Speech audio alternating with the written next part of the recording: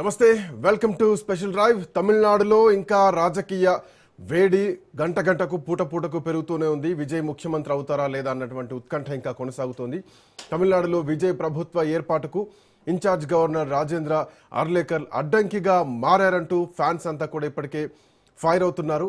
అతిపెద్ద పార్టీగా ఆవిర్భవించినటువంటి టీవీకే ప్రభుత్వ ఏర్పాటుకు ముందుకొచ్చినప్పటికీ కూడా గవర్నర్ సస్యమీర్ అంటున్నారు. ప్రభుత్వానికి మెజారిటీ ఉందా లేదా అనే అంశం పైన తేల్చాల్సింది లోక్ భవన్ కాదు, అది శాసనసభలో తేలాలి అంటూ ఎస్ఆర్ బొమ్మయ్య కేసులో సుప్రీంకోర్టు స్పష్టం చేసినటువంటి విషయాన్ని కూడా ఇక్కడ గుర్తు చేస్తున్నారు. అసెంబ్లీ మాత్రమే బల నిరూపణకు కీలకం అంటూ చెప్తున్నారు. దీంతో అర్లేకర్ ఉద్దేశపూర్వకంగానే ఇలా వ్యవహరిస్తున్నారని, మోడీ అమిత్ షాల నుండి వచ్చిన ఆదేశాలను మాత్రమే పాటిస్తున్నారంటూ ఆరోపణలు వెల్లువెత్తున్నాయి. మెజారిటీకి సరిపడా ఎమ్మెల్యేల మద్దతు తీసుకుని రావాలని గవర్నర్ అర్లేకర్ సూచించడం పైన తమిళనాడు మొత్తం విమర్శలు వస్తున్నాయి.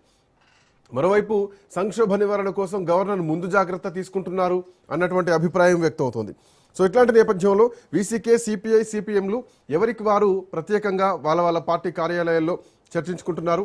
విజయ్కి మద్దతు ఇవ్వాలా లేదా అన్నటువంటి అంశంలో ఓవైపు స్టాలిన్ ఇప్పటికే ప్రకటన చేశారు. సో కొత్త ప్రభుత్వ ఏర్పాటుకు మాకు అభ్యంతరం ఏమీ లేదు, ఒక 6 నెలల పరిపాలన వరకు మేము మౌనంగానే ఉంటాం అని చెప్పడం జరిగింది. అటు ఏఐడిఎంకే నుంచి డిఎంకే, ఏఐడిఎంకే కలిసి ప్రభుత్వాన్ని ఏర్పాటు చేయబోతున్నారు అన్నటువంటి చర్చ ఇంకొక వైపు వినిపిస్తోంది.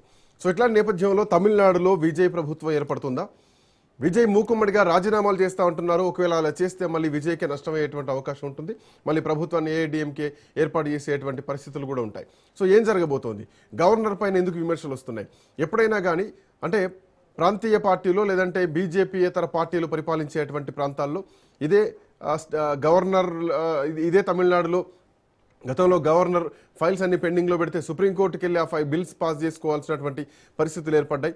పశ్చిమ బెంగాల్లో ఇలాంటి పరిస్థితులు వచ్చాయి. ఈవెన్గా ఢిల్లీలో కేజ్రీవాల్ ముఖ్యమంత్రిగా ఉన్నప్పుడు ఇలాంటి పరిస్థితులు వచ్చాయి. కేసీఆర్ ముఖ్యమంత్రిగా ఉన్నప్పుడు ఇలాంటి పరిస్థితులు వచ్చాయి. ఈవెన్ కేరళలో కూడా పినరయ్ విజయన్ సరే ఒక్కొక్క వేరే పార్టీ, ప్రతిపక్ష పార్టీ అధికారంలో ఉన్న చోట ఇబ్బందులు తలెత్తుతున్నాయి, గవర్నర్లు ఇబ్బందులు పెడుతున్నారు అన్నటువంటి చర్చ దేశవ్యాప్తంగా ఉంది. సో ఇప్పుడు కనీసం ముఖ్యమంత్రిగా ప్రమాణ స్వీకారం చేయలేదు, ఇంకా ముఖ్యమంత్రిగా కనీసం అసెంబ్లీలో అడుగు కూడా పెట్టలేదు. సో ఇట్లా నేపథ్యంలో ప్రమాణ స్వీకారం కోసం అవకాశం ఇవ్వండి, పిలవండి, ఆహ్వానించండి అంటేనే ఇంత సీన్ అవుతోంది. అర్లేకర్ విషయంలో గతంలోనే సినీ నటుడు విషయాలు కూడా కామెంట్ చేయడం జరిగింది. ఇప్పటివరకు మీకు గవర్నర్ ఎవరో తెలియదు కదా, ఇక నుంచి తెలుస్తుందని చెప్పేసి విజయ్ గెలిచిన వెంటనే ఆయన ట్వీట్ చేయడం చెప్పింది. 3-4 రోజుల కిందనే ఆయన ట్వీట్ చేయడం జరిగింది. సో విమర్శలు అయితే వస్తున్నాయి. మాట్లాడదు ఇదే అంశంపైన మాట్లాడడానికి కటా కార్తిక్ గారు, ప్రముఖ రాజకీయ విశ్లేషకులు మనతో